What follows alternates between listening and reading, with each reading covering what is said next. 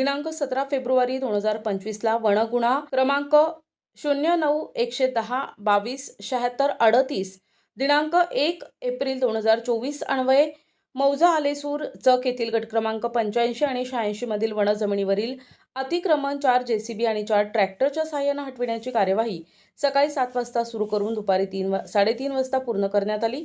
कारवाई दरम्यान शेतातील धुरे पूर्णपणे नष्ट करण्यात आले। संवेदनशील क्षेत्रात जेसीबीच्या सहाय्याने चर खोदण्यात आला। कार्यवाही पूर्ण झाल्यानंतर सदर जागेवर मौजा आलेसूर चक गट क्रमांक 85 आणि 86 ची जागा ही वनविभागाची असल्याने सदर जागेवर कोणीही अतिक्रमण करू नये। अतिक्रमण केल्यास योग्य ती कायदेशीर आणि दंडात्मक कार्यवाही करण्यात येईल अशा आशयाचे लोखंडी सूचना फलक लावण्यात आले।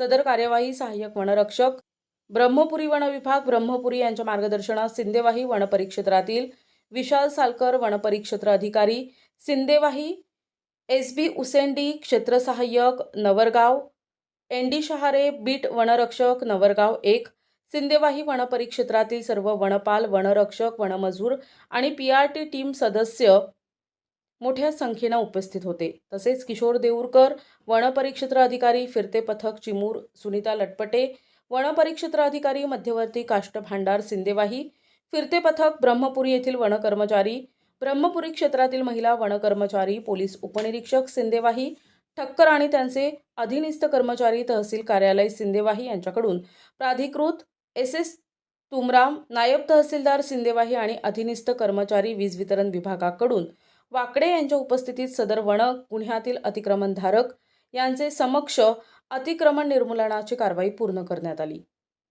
सदर वनगुन्ह्यामधील मौजे आलेसूर चक येथील 5 आणि नवरगाव येथील 2 इसमांचे एकूण 6.49 हेक्टर वनपरिक्षेत्रातील अतिक्रमण पूर्णपणे हटविण्यात आले आहे।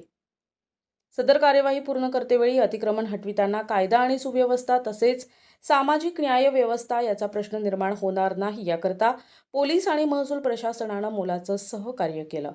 प्रतिनिधी अमान कुरेशी, NTV न्यूज मराठी, चंद्रपूर सिंदेवाही।